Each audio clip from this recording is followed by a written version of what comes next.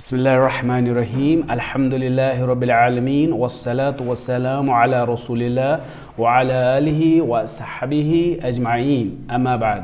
पिछले दुरूस में हमने सीरह के बारे में ये पढ़ा था, सीरह किसे कहते हैं, और उसके बाद दूसरा इसकी इम्पोर्टेंस, अहमियत के बारे में ये कहा था।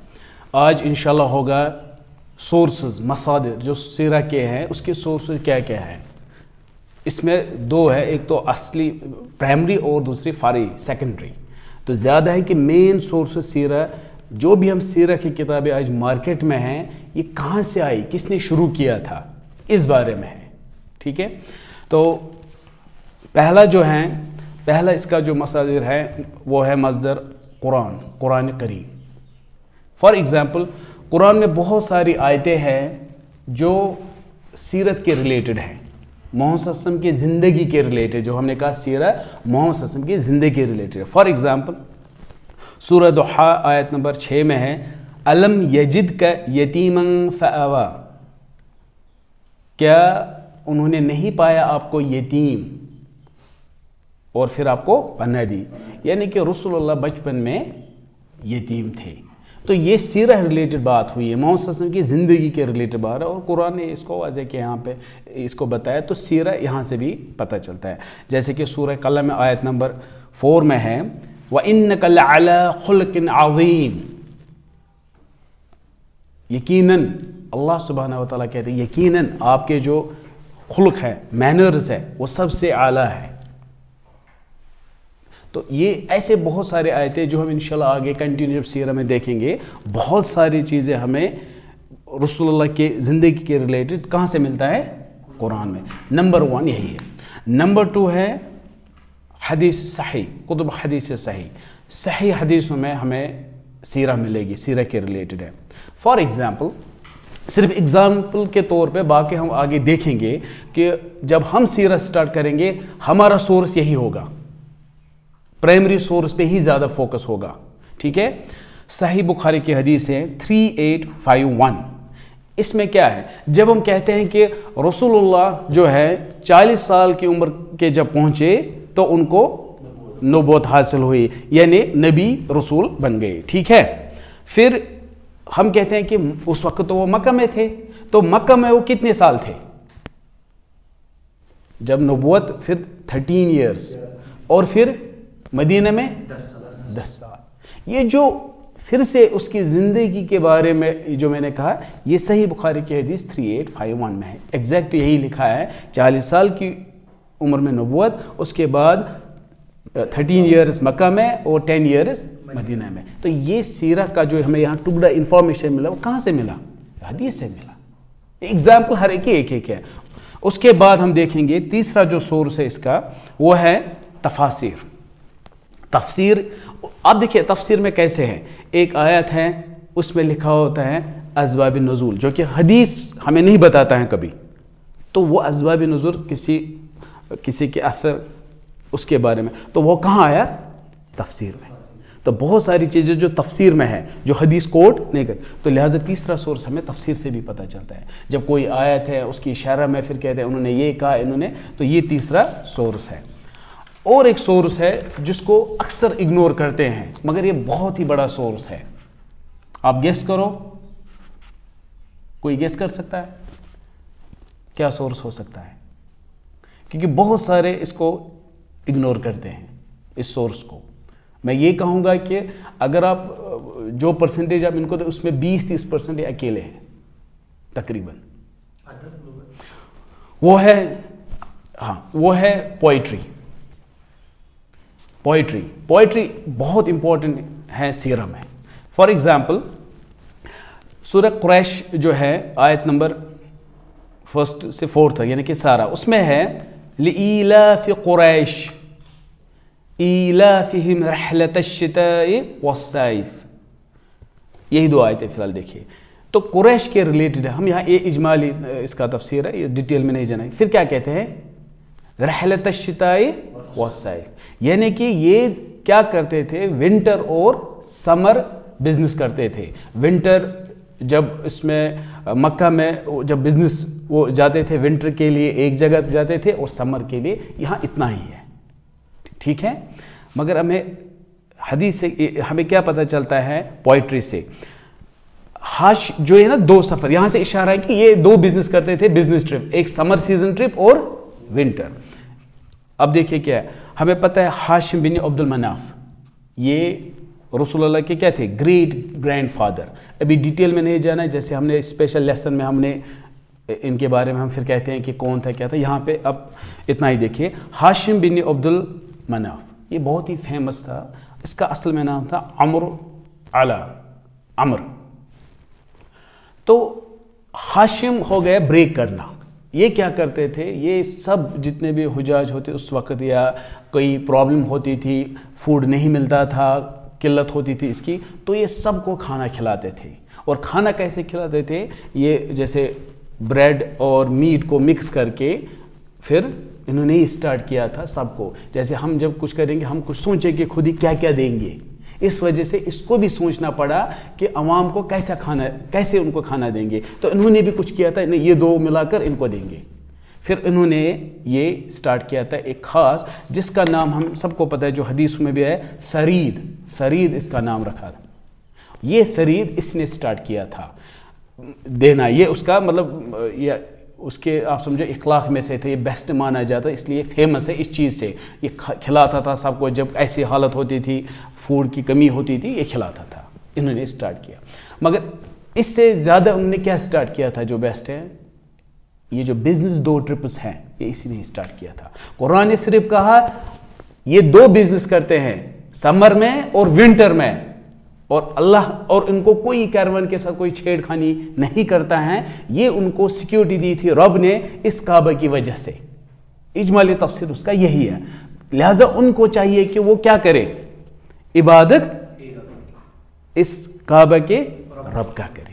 مگر وہاں 2 بزنس کے بارے میں کہا گیا، یہ آخر میں کس نے بزنس سٹارٹ کیا تھا؟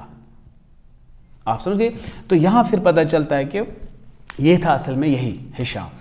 جیسے کہ ابن ہشام، دیکھو کوئنسیڈنس کتاب میں بھی ابن ہشام والیوم 1 پیج نمبر 128 میں ہے، اس میں بہت زیادہ پوئٹری ہے۔ وہاں پہ پوئٹری ہے، عمرو الذی حشم الثرید لقومہ، جو عمر تھا یعنی کہ کون؟ عمر بن عبد المناف، انہوں نے حشم الثرید لقومہ، یہ جو ثرید ہے فوڈ اپنے قوم کے لیے دیا۔ قوم بمکہ مسنتین عجاف، جب عجاف خدا تھا، جو قرآن میں سورہ یوسف میں بھی یہ ورڈ استعمال، تو اس وقت یہ سب کو کھلاتے تھے۔ سنت اللہ رحلتان کلاہما، یہ انہی کی سنہ ہے، طریقہ ہے، جو رحلتان 2 سفر انہی کے ہیں، سفر الشتاء و رحلت الاسیاف، سمر اور ونٹر انہوں نے سٹارٹ کیا۔ آپ سمجھ گئے؟ تو جو وہاں پہ لإلاف قریش کے ریلیٹڈ بزنس کیا کرتے تھے، تو یہ سیرہ میں آ گیا۔ مگر یہاں پہ یہ نہیں لکھا ہے کہ یہ کس نے کیا تھا۔ جب ہم سیرہ پڑھتے تھے وہاں یہ بھی پتہ چلتا ہے کہ فلاں نے کیا تھا۔ تو یہ کہاں سے ہمیں پتہ چلا؟ پوئٹری سے۔ تو بہت ساری چیزیں ہمیں پوئٹری سے، یعنی کہ یہ بھی سورس ہے۔ اب یہ بیچ میں پوئٹری کیسے آ گئی؟ فار ایگزامپل یہ کیا غالب اور سر سے جیسے کمرے میں بیٹھے ہو پوئٹری لکھی تھی؟ ہم اکثر جب پوئٹری پڑھتے ہیں تو ذہن میں ہوتا ہے جیسے غالب، سر سید احمد خان، وہ پھر ہم قافیہ ملاتے تھے، پھر لکھتے تھے کسی کے بارے میں، محبوب کے بارے میں۔ ایسا نہیں تھا۔ یہ پوئٹری کا اس زمانے میں کیا میننگ تھا، تھوڑا سا میں توجہ آپ اچھی طرح، پوئٹری کیا تھی، کیوں اتنی؟ کیونکہ ہمیں کبھی یہ ہوتا ہے کہ شاید بیٹھ کے لکھا ہے اس نے، ایسا نہیں ہے جو ہم نے آج تک دیکھا ہے۔ پوئٹری کا مطلب ہے نیوز چینل۔ کیا ہے؟ News channel. اچھی طرح یہ آپ سیرہ میں دیکھیں گے پریکٹیکلی کہ یہ نیوز چینل ہی تھی۔ پہلے یہ ایک آرٹ ہوتا ہے پوئٹری، کوئی جلدی ودن سیکنڈ شاعری بناتا ہے، ہم صرف پڑھتے ہیں، ہم کافی یہ محنت کرنی پڑتی ہے، مگر ان کو ودن سیکنڈ سے بنا سکتے ہیں۔ یہ سب کو ٹیلنٹ نہیں ہوتا ہے۔ جیسے نیوز رپورٹر، وہ کیسے 1-2 چیزیں دیکھتا ہے پھر بڑی نیوز بناتا ہے، ایک آرٹ ہے۔ تو اس زمانے میں CNN، BBC، NDTV کیا تھا؟ پوئٹری۔ یہ دیکھیں گے ہم انشاءاللہ۔ فار ایگزامپل کسی کو ظلم ہوا یہاں پہ، اس کو کوئی نہیں کچھ کہتا ہے، مظلوم کو ہونے دو، مگر اگر یہ نیوز میں آ گیا سرکار خود ہل جاتی ہے، بھائی جلدی سے ایکشن لے لو۔ یہی ہے نا؟ پوئٹری میں یہی ہوتا تھا، جب کسی کو ظلم ہوتا تھا تو وہ شاعری بولتا تھا۔ اگر شاعری سٹرونگ ہے اور شاعر خود فیمس ہیں تو پھر اس کو انصاف کیوں؟ کیونکہ وہ اس شاعری میں یا تو جس نے جو ظالم کرنے والا ہے مظلوم ہے ایسے ایسے الفاظ استعمال کرتا تھا لوگوں کو یہ یاد رہتا تھا، جب یاد رہا وہ دوسروں کو بتاتا تھا، دوسرے تیسرے کو بتاتا تھا، لہٰذا کیا ہوتا تھا اس کی جس نے یہ کیا تھا جو ظالم ہے اس کی بدنامی، جو مظلوم ہے اس کے لیے ہوتی تھی سمپیتھی۔ اب اس سے کیا ہوتا ہے یہ بن گئی تھی نیوز چینل اس زمانے میں۔ یہی ہم دیکھیں گے انشاءاللہ سیرہ میں کہ ایسا ہوا، پھر یہ پوئٹری کرتے تھے اور ان کو پھر انصاف ملتا تھا، یا کوئی نہ کوئی ضروری نہیں وہی انصاف کرے، بیچ میں دوسرا آتا ہے وہ خود کرتا ہے، کیوں؟ تھوڑی پبلسٹی مجھے ملے، یہ کتنا اچھا ہے۔ یہی برابر ایگزیکٹلی ہی ہو رہا ہے کہ ایک نے ظلم کیا دوسرے پارٹی کا آتا ہے، کیوں آتا ہے؟ تاکہ لوگ کہیں یہ کتنا ایگزیکٹلی ہم یہ سیرہ میں دیکھیں گے۔ تو یہی وجہ ہے پوئٹری بہت ہی امپورٹنٹ ہے، یہی وجہ ہے جو سیرہ بھی پریزرو ہے، جنگ میں کیا ہوا تو پوئٹری بن جاتی تھی، جتنی بھی جنگیں ابن ہشام کیا ہے تو پوئٹری کیوں زیادہ ہے اس میں، یہی تو تھا وہ یاد رکھتے تھے تو پھر دوسرا یاد رکھتا ہے تیسرا، اس وجہ سے پھر ایسے آ گیا تھا۔ ٹھیک ہے، تو یہ ایک بہت ہی بڑا سورس ہے اور یہ ہم انشاءاللہ زیادہ استعمال کریں گے جب بھی ہمیں ضرورت ہوگی۔ تو یہ تھے مین سورسز۔ پھر اس کے بعد اس زمانے میں کیا ہوا تھا، کچھ سیرہ میں جیسے کچھ لوگ حدیث میں زیادہ انٹرسٹڈ تھے، کچھ لوگ تفاسیر میں، کچھ لوگ سیرہ میں اس وقت بھی تھے۔ اب اس بارے میں کہ مطلب جو ہم کہیں گے ہم پرائمری بھی کہہ سکتے ہیں کیونکہ یہ اس وقت ہے، یا سیکنڈری، کبھی ہم اس کو پرائمری بھی لیتے ہیں، کیوں؟ کیونکہ یہ اس وقت الگ تحقیقات ہوتی تھی، جنگ بدر میں کیا ہوا تھا تو اس صحابہ نے یا تابعین نے لکھا تھا صحابہ سے سن کے، تو یہ بھی بن گیا کیا پرائمری سورس۔ پھر اس کے بعد سیکنڈری سورسز آ گئے۔ فار ایگزامپل نمبر 1 جو سیرہ ایکسپرٹ تھا وہ تھا عبداللہ ابن عباس۔ کیسے؟ اس کے لیے ہمیں صحیح بخاری کی حدیث ہے 7270 جس میں اللہم علمہ الکتاب، یا دوسرے میں ابن ماجہ کی حدیث ہے 166 جس میں ہے اللہم علمہ الحکمہ وتعویل الکتاب۔ ٹھیک ہے، تو میں نے یہی کہا کتاب پر پچھلے لیکچر میں ہم نے یہ بھی کہا کہ کتنے آیتیں کس کے ریلیٹڈ ہیں، سیرہ کے ریلیٹڈ۔ جب ہم نے کہا کہ سورہ انفال ہے، سورہ توبہ ہیں، تو پھر اس میں ایکسپرٹ کون تھا؟ تو لہٰذا وہ کتنا جانتے تھے، یہ پہلا تھا اس کو۔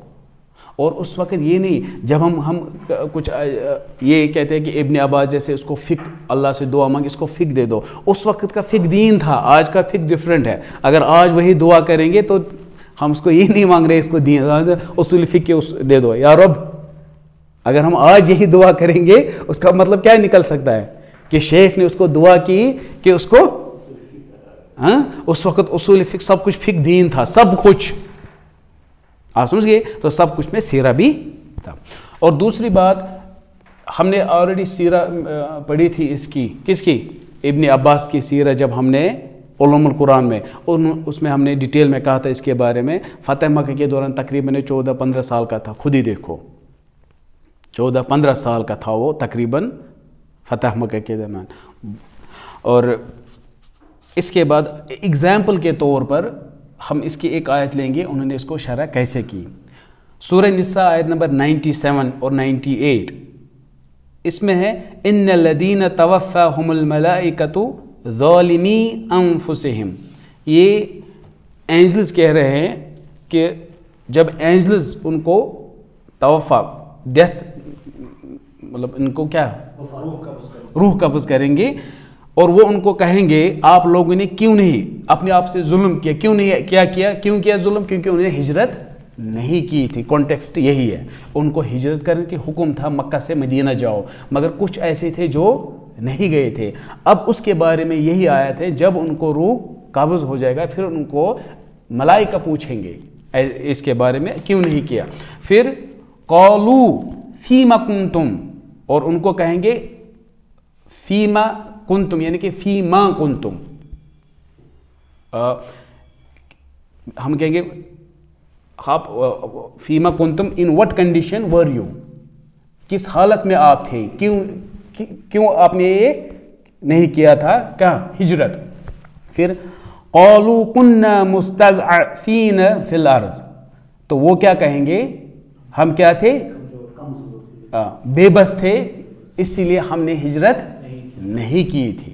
پھر قالوا یعنی کہ اب ملائکہ کہیں گے الم تکن ارض اللہ واسعۃ فتہاجروا فیہا، وہ کیا کہیں گے؟ ہم بے بس تھے، انہیں کیوں آپ نے مطلب عبادت وہاں نہیں کی کیونکہ وہ کرنے نہیں دیتے تھے، تو کیوں باقی زمین تو اللہ کی تھی، آپ نے کیوں نہیں ہجرت کی وہاں عبادت کی؟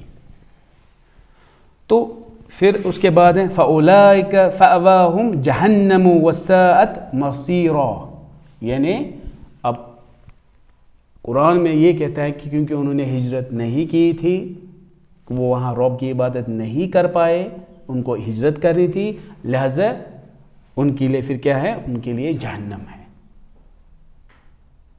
آپ سمجھ گئے؟ یہ کانٹیکسٹ اس کے بارے میں۔ اب ہمارا کام جو ہے اس کی نیکسٹ آیت سے ہے۔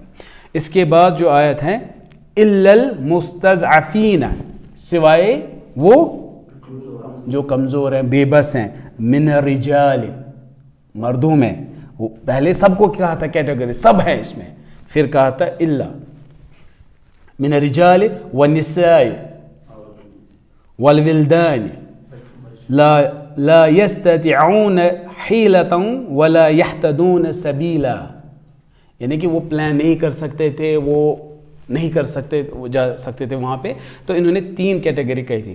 پھر کیا کہتے ہیں؟ ابن عباس کہتے ہیں کنت انا وامي من المستضعفين من النساء والولدان، وہ کہتے ہیں کہ اس میں جو نساء ہے یہ میری ماں ہے، یعنی کہ میں ہم اسی گروپ میں ہیں، اور اس میں جو بچے ہیں وہ میں ہوں۔ آپ سمجھ گئے؟ تو یہ بھی سیرہ کا ہمیں یہاں سے ایک ٹکڑا ملتا ہے، اور اس کی شرح یہاں سے پتہ نہیں چلتا تھا کون کہاں تھا، یہ کہتے ہیں کہ اس میں نہیں تھا، یعنی کہ دیکھو کتنی، اور اس میں صرف اکثر ہم صرف ابن عباس کا ہے، آپ دیکھو گے اس کی شرح صرف ہم کرتے ہیں صرف اس میں کون آتا ہے؟ ابن عباس۔ تو ایک اگزامپل کے طور پر تھا کہ سیرہ وہ ایکسپرٹ تھے سیرہ میں بھی۔ اب اس کے بعد یہ تھا نمبر 1 کون تھا اب ایکسپرٹس میں؟ ابن عباس۔ اب جو باقی ہیں اس کے بارے میں، باقی جو ہے اب پچھلے لیکچر میں نے یہ بھی کہا تھا جو الفقاء السبع فی المدینہ کون کون سے تھے، جو 7 فقہ مانے جاتے تھے مدینہ میں، ان میں سے 3 ہیں۔ پہلے میں ان کے بارے میں کہوں گا تاکہ آپ کو یاد رہے، پچھلی بار میں نے شاید 2-3 کے نام کہے تھے۔ اس میں ایک بیت بھی ہے، بیت من الشعر یجمع الفقاء السبعۃ فی المدینہ، جو امام نحوی کی تہذیب الاسماء واللغات، یہ شعر میں نے ڈائریکٹلی اسی سے لیا ہے، جس کے جو 4 والیوم میں ہے، اور جلد نمبر 1 پیج نمبر 172، یہ آن لائن بھی چیک کر سکتے ہو، میرے پاس ایک خود کتاب نہیں ہے، ہمارا میکسیمم آن لائن ہی ہے، تو اسی میں یہ مینشن کیا ہے۔ اب میں نے کیوں کہا کہ یہ مینشن کیا ہے، اس لیے ایک پوائنٹ خاص ہے، اس کی ریفرنس میں نے کیوں دی۔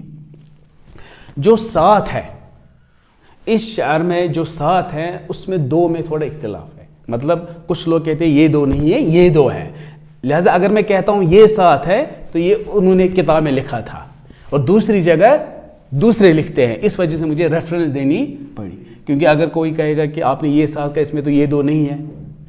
اب کیا ہے؟ وہ ہے الا کل من لا یقتدی بأئمۃ فقسمتہ غیض عن الحق خارجہ، ٹھیک ہے؟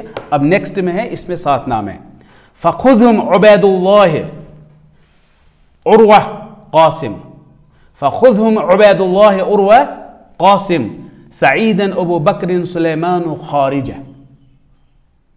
کتنے آ گئے؟